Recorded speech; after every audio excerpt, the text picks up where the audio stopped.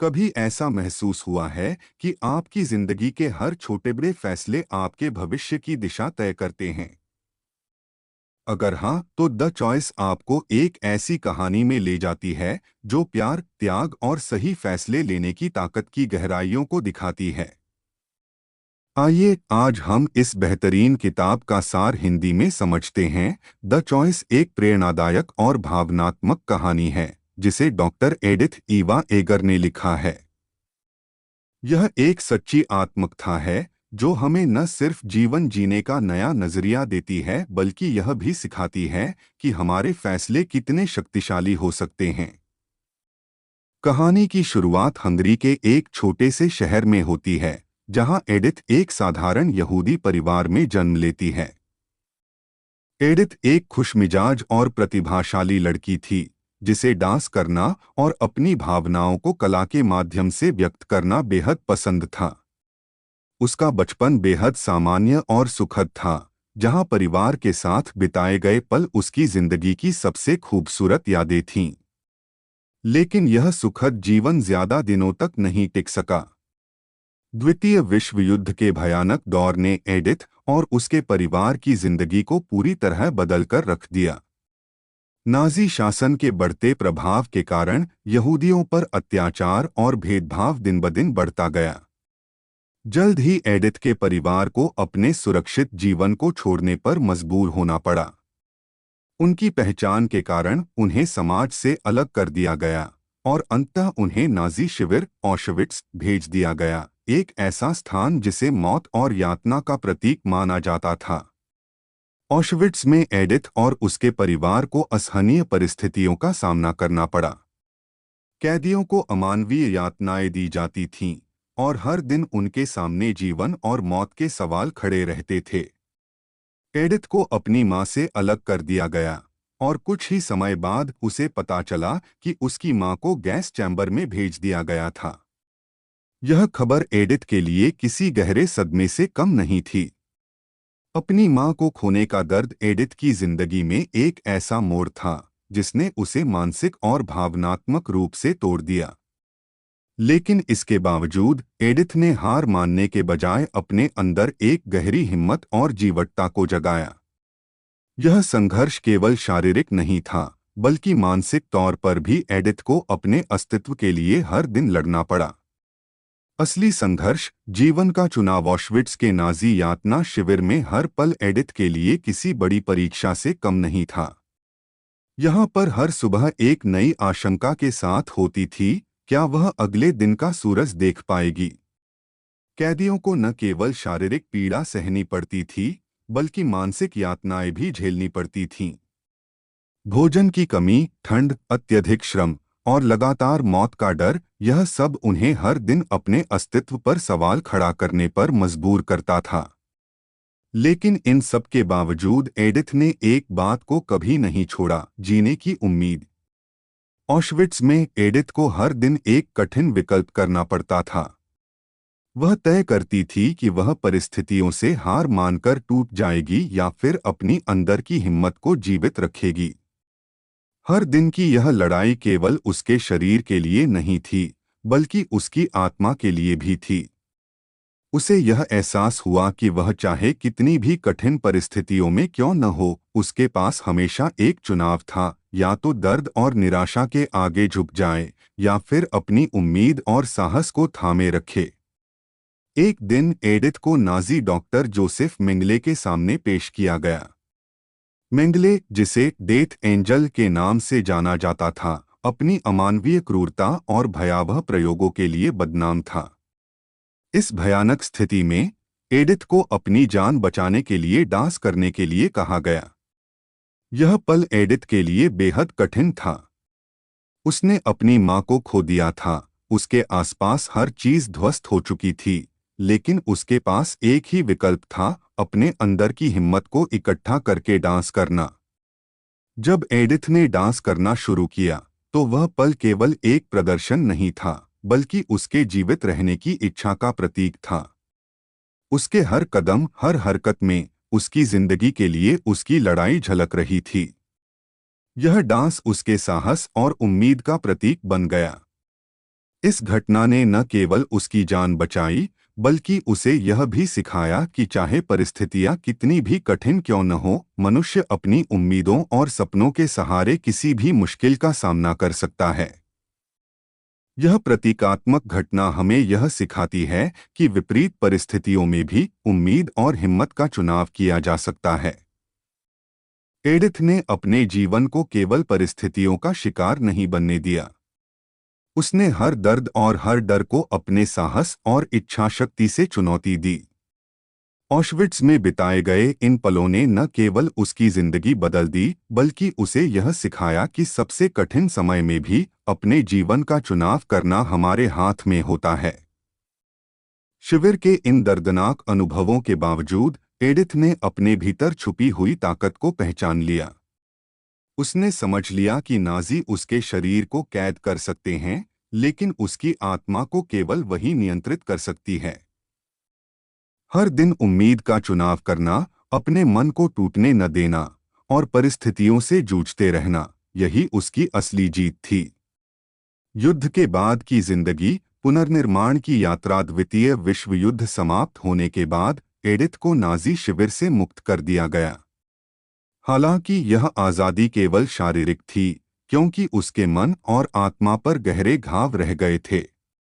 युद्ध के दौरान हुए अनुभवों ने उसकी पहचान, उसकी मासूमियत और उसके विश्वास को झकझोर कर रख दिया था। एडिथ ने ऑशविट्ज से बाहर तो कदम रख लिया था, लेकिन उसका अतीत हर कदम पर उसका पीछा कर रहा था।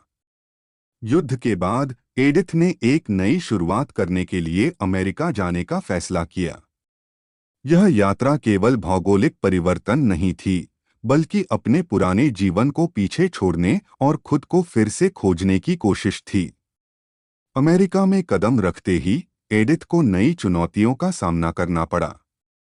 एक नई भाषा सीखना, एक नए समाज में जगह बनाना और अपनी आजीविका के लिए मेहनत करना, यह सब उसके लिए आसान नहीं था। लेकिन एडिथ ने हार नहीं मानी। अमेरिका में एडिथ ने खुद को हर संभव तरीके से व्यस्त रखने की कोशिश की। उसने छोटी छोटी नौकरियां की और धीरे धीरे एक स्थिर जीवन बनाने का प्रयास किया। लेकिन जितनी कोशिश वह अपने अतीत से दूर जाने की करती, उतना ही वह महसूस करती कि वह दर्द और यादें उसके साथ बनी हुई हैं।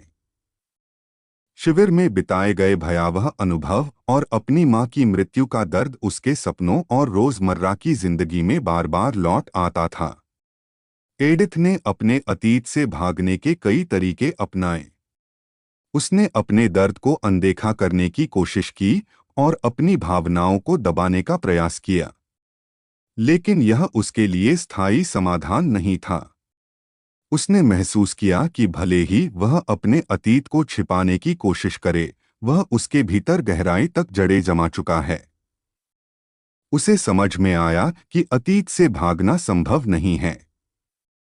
एक दिन एडिथ ने खुद से एक महत्वपूर्ण सवाल किया, क्या वह वाकई आज़ाद है? उसने महसूस किया कि युद्ध और नाज़ी शिविर ने उसके शरीर को कैद किया था, लेकिन अब उसका मन और आत्मा उसके ही दर्द की कैद में थे। उसने यह स्वीकार किया कि सच्ची आज़ादी केवल तभी संभव है जब वह अपने दर्द का सामना करेगी और उसे स्वीकार करेगी। इसके बाद एडिथ ने अपने अतीत की ओर वापस देखने और उसे समझने का फैसला किया। उसने खुद को माफ करना सीखा, न केवल उन परिस्थितियों के लिए जिन पर उसका कोई नियंत्रण नहीं था, बल्कि उन भावनाओं के लिए भी जिन्हें वह इतने सालों से दबाती आई थी। यह एक कठिन यात्रा थी, लेकिन इसने उसे एक नई ताकत दी। एडिथ ने महसूस किया कि उसका दर्द केवल उसका दुश्मन नहीं था, बल्कि वह उसकी ताकत का स्रोत भी बन सकता था। उसने अपने अनुभवों को दूसरों के साथ साझा करने और उन्हें प्रेरित करने का फैसला किया। उसने मनोविज्ञान की पढ़ाई की और एक चिकित्सक बन गई। अब वह न केवल अपने घावों को भरने का काम कर रही थी, बल्कि दूसरों को उनके जीवन के संघर्षों से उबरने में भी मदद कर रही थी। एडिथ का यह पुनर्निर्माण का सफर हमें सिखाता है कि कोई भी घाव इतना गहरा नहीं होता जिसे समय, साहस और आत्मस्वीकृति से भरा न जा सके। उसने यह साबित कर दिया कि भले ही हमारा अतीत कितना भी दर्दनाक क्यों न हो, हम उसे अपनी शक्ति में बदल सकते हैं और एक नई शुरुआत कर सकते हैं। शिक्षा और उपचार का सफर। एडिथ ने अपने जीवन के सबसे कठिन दौर से गुजरने के बाद यह समझा कि उसका दर्द केवल उसे कमजोर करने के लिए नहीं था। उसने महसूस किया कि यह दर्द उसे जीवन के गहरे अर्थों को समझने और दूसरों की मदद करने का एक अवसर दे सकता है। युद्ध के बाद की अराजकता और अपने मानसिक संघर्षों से जूझते हुए एडिथ ने मनोविज्ञान में पढ़ाई करने का फैसला किया। वह जानती थी कि अतीत से मुक्त होने के लिए न केवल खुद को बल्कि दूसरों को भी यह रास्ता दिखाना जरूरी था। मनोविज्ञान में पढ़ाई के दौरान एडिथ ने मानव मस्तिष्क और भावनाओं के विज्ञान को समझने की गहराई में उतरने की कोशिश की। उसने यह जाना कि कैसे मानसिक आघात, ट्रॉमा, एक व्यक्ति की सोच और व्यवहार को प्रभावित कर सकता है और कैसे सही मार्गदर्शन से इसे ठीक किया जा सकता है। यह यात्रा केवल शैक्षणिक नहीं थी, बल्कि उसकी आत्मा को भी ठीक करने का साधन बन गई। अपने अतीत को समझने और दूसरों की मदद करने का संकल्प। एडिथ ने महसूस किया कि उसके जीवन का सबसे बड़ा संघर्ष ऑशविट्स में बिताए दिन और वहां के दर्दनाक अनुभव एक सबक के रूप में उसके सामने थे। उसने न केवल अपने दर्द को समझा बल्कि यह भी महसूस किया कि उसकी इस यात्रा में जो सबक छिपे हैं वे दूसरों की जिंदगी बदल सकते हैं। इस एहसास ने उसे एक चिकित्सक बनने के लिए प्रेरित किया। उसने न केवल किताबों से सीखा बल्कि अपने अनुभवों से भी। मरीजों के साथ काम करते हुए एडिथ ने महसूस किया कि हर इंसान अपने तरीके से दर्द और संघर्ष से जूझ रहा है। कुछ अपने अतीत के अनुभवों से बंधे हुए हैं तो कुछ वर्तमान में खुद को खो चुके हैं। उसने महसूस किया कि लोग अक्सर अपने दर्द से भागने की कोशिश करते हैं, लेकिन असली उपचार तभी होता है जब वे अपने दर्द का सामना करते हैं। चिकित्सा में अनुभवों का उपयोग। एडिथ ने अपने मरीजों को यह समझाया कि जीवन में हर व्यक्ति को विकल्प चुनने का अधिकार है। चाहे स्थिति कितनी भी कठिन हो, आप अपनी सोच और दृष्टिकोण को बदलकर अपनी परिस्थितियों को बदल सकते हैं। उसने अपनी कहानियों और अनुभवों के माध्यम से लोगों को यह दिखाया कि वह खुद इस कठिनाई से कैसे गुजरी। जब वह मरीजों से मिलती थी तो उनकी समस्याएं उसे उनके दर्द की गहराई तक ले जाती थीं। वह केवल एक चिकित्सक नहीं थी, बल्कि एक मार्गदर्शक थी जिसने खुद भी उस अंधेरे से उजाले की ओर यात्रा की थी। उसने अपने मरीजों को सिखाया कि उनके भीतर छिपी ताकत को पहचानना कितना जरूरी है।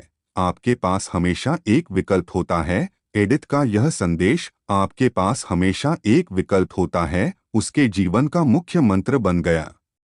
उसने यह महसूस किया कि जब वह ऑशविट्स में थी तब भी उसके पास एक विकल्प था। वह हर दिन यह तय कर सकती थी कि वह अपने हालात से हार मानेगी या अपनी आत्मा को बचाए रखेगी। यही विचार उसने अपने मरीजों को सिखाया। एडिथ ने उन्हें यह समझाया कि जीवन के कठिन समय में भी हम यह तय कर सकते हैं कि हमें परिस्थितियों का शिकार बनना है या उन्हें अपना शिक्षक बनाना है। उसने अपने मरीजों को यह एहसास कराया कि विकल्प हमेशा हमारे पास होता है, लेकिन उसे देखने के लिए हमें अपने भीतर झांकना होगा। मनोविज्ञान से जीवन बदलने का काम। एडिथ ने यह समझा कि उपचार का सफर केवल चिकित्सा तक सीमित नहीं है। यह जीवन को नए सिरे से देखने और खुद को फिर से परिभाषित करने का एक तरीका है। उसने अपने मरीजों के साथ गहरे संबंध बनाए और उनके जीवन को बदलने में मदद की। एडिथ के पास सहानुभूति और समझदारी की एक अनोखी शक्ति थी जो उसे एक असाधारण चिकित्सक बनाती थी। उसने अपने जीवन के उदाहरणों के माध्यम से यह दिखाया कि सबसे बुरी परिस्थितियां भी हमें सिखाने के लिए आती हैं। उसने अपने दर्द को दूसरों की ताकत में बदलने का कार्य किया। उसके मरीजों ने न केवल अपनी समस्याओं से लड़ने का साहस पाया, बल्कि अपनी खुद की ताकत को भी पहचाना। आत्मा की आज़ादी का रास्ता। एडिथ का जीवन यह सिखाता है कि शिक्षा केवल ज्ञान पाने का साधन नहीं है, बल्कि यह आत्मा को आज़ादी दिलाने का मार्ग है। उसने अपनी यात्रा के माध्यम से यह साबित किया कि भले ही परिस्थितियां हमें नियंत्रित करने की कोशिश करें, हमारी आत्मा को आज़ाद रखने का विकल्प हमेशा हमारे पास होता है। इस प्रक्रिया में उसने न केवल खुद को बदला बल्कि उन हजारों लोगों को भी प्रेरित किया जो अपनी लड़ाई लड़ रहे थे। एडिथ ने अपने जीवन को दूसरों की सेवा में समर्पित कर दिया और यह दिखाया कि शिक्षा और उपचार का सफर केवल व्यक्तिगत सुधार तक सीमित नहीं है, बल्कि यह दुनिया को बेहतर बनाने का एक माध्यम है। पुस्तक का संदेश। मानसिक आज़ादी का महत्व। चॉइस केवल एडिथ इवा एगर की व्यक्तिगत कहानी नहीं है, यह उन सभी लोगों के लिए एक गहरी प्रेरणा है जो अपने अतीत के दर्द और संघर्षों से जूझ रहे हैं और मानसिक आज़ादी की तलाश में हैं। यह पुस्तक हमें जीवन के कठिन क्षणों में खुद को पहचानने और अपनी शक्ति को वापस पाने का मार्ग दिखाती है। एडिथ की कहानी हर उस व्यक्ति के लिए एक दर्पण है जिसमें वह खुद को देख सकता है और अपने जीवन की दिशा बदलने की ताकत महसूस कर सकता है। इस किताब का सबसे महत्वपूर्ण संदेश यह है कि हमारे पास हमेशा एक विकल्प होता है। चाहे हम किसी भी परिस्थिति में हों, हम यह तय कर सकते हैं कि हमें अपनी परिस्थितियों का शिकार बनना है या उनसे सीख लेकर अपने भविष्य को बेहतर बनाना है। एडिथ ने यह दिखाया कि ऑशविट्स जैसी भयावह जगह पर भी, जहां हर दिन मौत का सामना करना पड़ता था, इंसान अपनी सोच के माध्यम से खुद को आज़ाद रख सकता है। अतीत को स्वीकार करना, उससे आगे बढ़ना। एडिथ की कहानी हमें सिखाती है कि अतीत को बदलना हमारे नियंत्रण में नहीं है, लेकिन उसे स्वीकार करना और उससे सीख लेना पूरी तरह हमारे हाथ में है। हम अक्सर अपने अतीत के दर्द और गलतियों में फंसे रहते हैं, लेकिन यह पुस्तक यह समझाने की कोशिश करती है कि अतीत हमें परिभाषित नहीं करता। हमारी पहचान उन फैसलों से बनती है जो हम वर्तमान में लेते हैं। एडिथ ने अपने जीवन में इस सच्चाई को जिया। उसने ऑशविट्स के भयानक अनुभवों से गुजरने के बाद भी अपनी आत्मा को जीवित रखा और यह समझा कि उसकी जिंदगी उसके फैसलों पर निर्भर करती है। उसने खुद को अतीत के दर्द से मुक्त किया और अपनी ताकत को दूसरों की मदद करने में बदल दिया। मानसिक आज़ादी की ताकत। इस पुस्तक का सबसे गहरा संदेश मानसिक आज़ादी के महत्व पर आधारित है। एडिथ बताती हैं कि भले ही परिस्थितियां हमारे नियंत्रण से बाहर हों, लेकिन हमारी सोच और प्रतिक्रियाएं हमेशा हमारे नियंत्रण में होती हैं। मानसिक आज़ादी का मतलब केवल बाहरी बंधनों से मुक्त होना नहीं है, बल्कि अपने भीतर की सोच और भावनाओं को नियंत्रित करने की क्षमता को पहचानना है। एडिथ के लिए मानसिक आज़ादी का मतलब यह था कि वह अपने अतीत के घावों को अपने जीवन पर हावी न होने दे। उसने सीखा कि माफ़ करना केवल दूसरों के लिए नहीं, बल्कि खुद के लिए भी ज़रूरी है। जब उसने अपने अतीत और खुद को माफ़ किया, तब वह सच्ची आज़ादी का अनुभव कर पाई। छोटे फैसलों का बड़ा प्रभाव। पुस्तक यह भी सिखाती है कि हमारे छोटे छोटे फैसले हमारी जिंदगी की दिशा को कितना गहराई से प्रभावित कर सकते हैं। अक्सर हम सोचते हैं कि केवल बड़े फैसले ही हमारे जीवन को बदलते हैं, लेकिन सच्चाई यह है कि हर दिन के छोटे छोटे चुनाव, कैसे प्रतिक्रिया देना है, क्या सोचना है, किसे माफ़ करना है, हमारे जीवन का स्वरूप तय करते हैं। एडिथ ने हर दिन यह फैसला किया कि वह अपने दर्द और क्रोध को अपने ऊपर हावी नहीं होने देगी। उसने हर सुबह यह तय किया कि वह अपने अतीत से नहीं, बल्कि अपने वर्तमान और भविष्य से प्रेरणा लेगी। इस तरह उसने अपनी जिंदगी को उन परिस्थितियों से कहीं ऊपर उठाकर जिया जो उसे तोड़ने के लिए बनाई गई थीं। हर व्यक्ति के लिए प्रेरणादायक चॉइस सिर्फ एक किताब नहीं, बल्कि एक जीवन दर्शन है। यह हमें यह याद दिलाती है कि हर इंसान की कहानी में संघर्ष होते हैं, लेकिन हमें यह समझना होगा कि हम अपने संघर्षों को कैसे देखते हैं। यह किताब सिखाती है कि जीवन में सबसे महत्वपूर्ण चीज हमारी मानसिकता है। अगर हम अपनी सोच को सकारात्मक रख सकते हैं और खुद पर भरोसा कर सकते हैं, तो हम किसी भी मुश्किल से बाहर निकल सकते हैं। एडिथ की कहानी हमें बताती है कि अतीत के घावों से खुद को मुक्त करना आसान नहीं है, लेकिन यह असंभव भी नहीं है। हमें अपने दर्द और कठिनाइयों का सामना करना होगा, उन्हें स्वीकार करना होगा और यह महसूस करना होगा कि वे हमारे जीवन को एक गहरी समझ देने के लिए आए हैं। अपने जीवन का नायक बने इस पुस्तक का संदेश हमें प्रेरित करता है कि हम अपने जीवन के नायक बन सकते हैं। यह हमें यह सिखाती है कि हम केवल परिस्थितियों के शिकार नहीं हैं। चाहे परिस्थितियां कितनी भी कठिन क्यों न हो, हमारे पास हमेशा यह शक्ति है कि हम अपनी सोच और दृष्टिकोण को बदलकर अपने जीवन को नई दिशा दे सकें। द चॉइस एक ऐसी कहानी है जो हमें मानसिक आज़ादी, आत्मस्वीकृति और माफ करने की ताकत का महत्व सिखाती है। यह हमें याद दिलाती है कि सच्ची आज़ादी बाहर की दुनिया में नहीं, बल्कि हमारे भीतर है। तो दोस्तों, अगर आप भी जीवन के मुश्किल समय में सही फैसले लेने की ताकत और अपने अतीत से सीखकर आगे बढ़ने की प्रेरणा चाहते हैं, तो द चॉइस जरूर पढ़ें। यह किताब आपको सिखाएगी कि दर्द को ताकत में बदलकर जिंदगी को एक नया मौका कैसे दिया जा सकता है।